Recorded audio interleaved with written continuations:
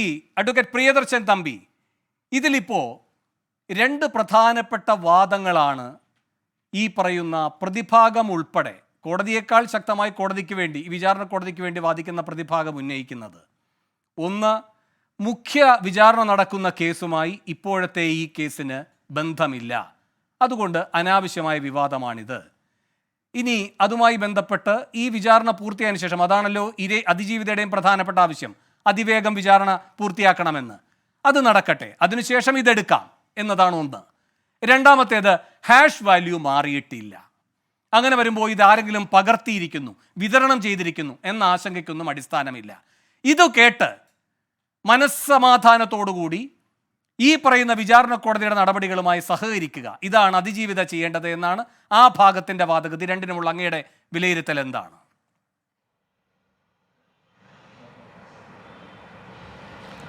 ഇതിനെ നമ്മൾ ഒരു രണ്ട് ഭാഗത്തിൻ്റെയും വാദഗതിയായി കാണേണ്ട കാര്യമില്ല എന്ന് വിശ്വസിക്കുന്ന ആളാണ് ഞാൻ. കാരണം ഇന്ന് അതിജീവിതയുടെ വളരെ ഹൃദയസ്പർശിയായ ഒരു ഇൻസ്റ്റാഗ്രാം പോസ്റ്റ് ഉണ്ടായിരുന്നു. ആ പോസ്റ്റ് എനിക്ക് തോന്നുന്നു ലോകത്തെമ്പാടുമുള്ള മലയാളികളാകെ വായിച്ചിട്ടുണ്ടാകണം.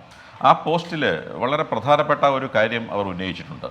അത് നമുക്കറിയാം, ഇന്ത്യൻ ഭരണഘടന എല്ലാ നിയമങ്ങളുടെയും അമ്മയാണ് ഇന്ത്യയുടെ ഭരണഘടന. ഇന്ത്യൻ ഭരണഘടന ഉയർത്തിപ്പിടിക്കുന്ന മൗലികാവകാശം, ആ ഒരു സ്ത്രീക്കുള്ള ഒരു മൗലിക അവകാശത്തിൻ്റെ ഭാഗമായിട്ടുള്ള അവരുടെ റൈറ്റ് ടു പ്രൈവസി, അവരുടെ സ്വകാര്യത എന്ന് പറയുന്നത് ഒരു വ്യക്തിയുടെ, പ്രത്യേകിച്ച് ഒരു സ്ത്രീയുടെ അവരുടെ ചാസിറ്റിയുമായി ബന്ധപ്പെട്ടുള്ള സ്വകാര്യത, അവരുടെ ഏറ്റവും വലിയ അമൂല്യമായ സ്വത്തല്ലേ അത്. അപ്പോൾ ആ സ്വകാര്യത പോലും സംരക്ഷിക്കപ്പെടുന്നില്ല എന്നുള്ള വളരെ ഗുരുതരമായ ഒരു ആരോപണം, അതും കോടതിയുടെ സംരക്ഷണയിൽ ഏറ്റവും ഉയർന്ന കോട്ടകൊത്തളങ്ങൾ കൊണ്ട് സംരക്ഷിക്കപ്പെടുമെന്ന് വിശ്വസിക്കുന്ന ഒരു സ്ഥലത്ത് നിക്ഷേപിച്ചിരുന്ന ഒരു സ്ഥലത്ത് നിന്നും അത് പുറത്തേക്ക് പോകുന്നു, അല്ലെങ്കിൽ അത് വേറൊരാൾ കാണുന്നു.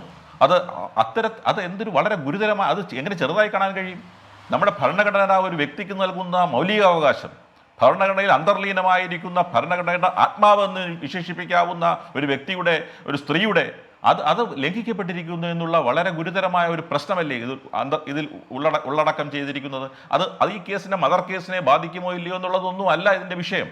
അപ്പോൾ അത് പരിശോധിക്കുമ്പോൾ വളരെ പ്രധാനപ്പെട്ട ഒരു കാര്യം, വ്യക്തിപരമായി ജുഡീഷ്യറിയെയോ ജുഡീഷ്യൽ ഓഫീസർമാരെയോ ഒന്നും കുറ്റം പറയുന്ന അവസാനത്തെ ആളായിരിക്കും ഞാൻ. അത്തരത്തിലേക്കുള്ള ഒരു ചർച്ചയിലേക്ക് കടക്കുവാനേ ആഗ്രഹിക്കുന്നില്ല. പക്ഷേ അഡ്വക്കേറ്റ് പ്രിയദർശൻ തമ്പി, മദർ കേസിനെ ബാധിക്കില്ല എന്ന് പറയുമ്പോൾ ഒന്നുമായി ഏതെങ്കിലും തരത്തിൽ ബന്ധപ്പെട്ട് കിടക്കുന്നുണ്ടോ? കാരണം അതിജീവിത ആദ്യഘട്ടത്തിൽ ഏറ്റവും വലിയ പരാതിയായി പറഞ്ഞുകൊണ്ടിരുന്നത് പ്രതിഭാഗത്തിന് വലിച്ചു കീറാൻ കഴിയുന്ന രൂപത്തിൽ ആ വിചാരണ കോടതിയുടെ അന്തരീക്ഷത്തെ, അതിജീവിതയ്ക്ക് ഏറ്റവും വേദനാജനകവും പ്രയാസകരവുമായ ഒരു അന്തരീക്ഷം ഉണ്ടാക്കുന്നു എന്നായിരുന്നു. അതാരുടെ സൃഷ്ടിയാണ്? അല്ല, അതിലേക്കാണ് ഞാൻ വന്നത്.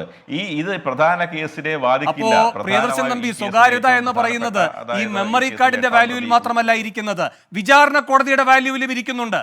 അതാണ് അതിജീവിത ആദ്യം ചോദ്യരൂപേണ പൊതുസമൂഹത്തിന് മുൻപാകെ വെച്ചത്. തീർച്ചയായിട്ടും.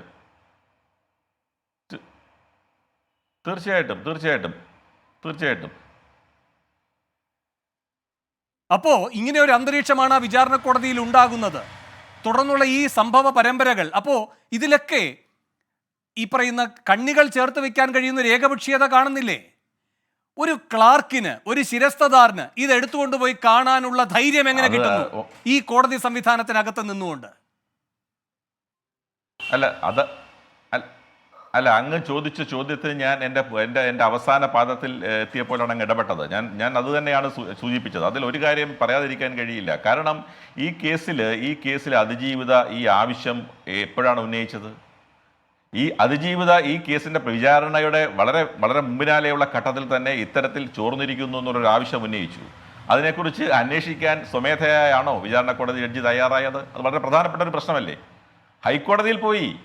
ഹൈക്കോടതി ആവശ്യപ്പെട്ടു, ഹൈക്കോടതി പറഞ്ഞു ഇത് അന്വേഷിക്കണമെന്ന് പറഞ്ഞു. അങ്ങനെ ഹൈക്കോടതി വരെ പോയി, അത്തരത്തിൽ പോയി ഏറെ നാളിന് ശേഷം ഹൈക്കോടതിയുടെ ആവശ്യപ്രകാരമാണ് ഇപ്പോൾ അന്വേഷിച്ചത്.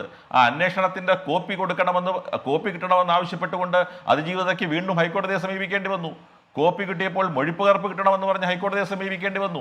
ആ പകർപ്പുകളും ആ കോപ്പിയും എല്ലാം കിട്ടിയതിന് ശേഷം, അത് മനസ്സിലാക്കിയതിന് ശേഷമാണ് അവർ ഇതിൽ തൃപ്തിയില്ല, അല്ലെങ്കിൽ അവർക്ക് ഇതിൽ അസംതൃപ്തിയുണ്ട് എന്ന് പറഞ്ഞിട്ടുള്ളത്. അത് സംബന്ധിച്ച് ഹൈക്കോടതിയെ സമീപിച്ചിട്ടുണ്ട്. ഹൈക്കോടതി, ഞാൻ മനസ്സിലാക്കുന്നത്, മെയ് 30 തീയതിയിലേക്ക് ആ കേസ് ആഫ്റ്റർ വെക്കേഷൻ വെച്ചിട്ടുണ്ട്. ഹൈക്കോടതി പരിഗണനയിലിരിക്കുന്ന വിഷയമാണ്.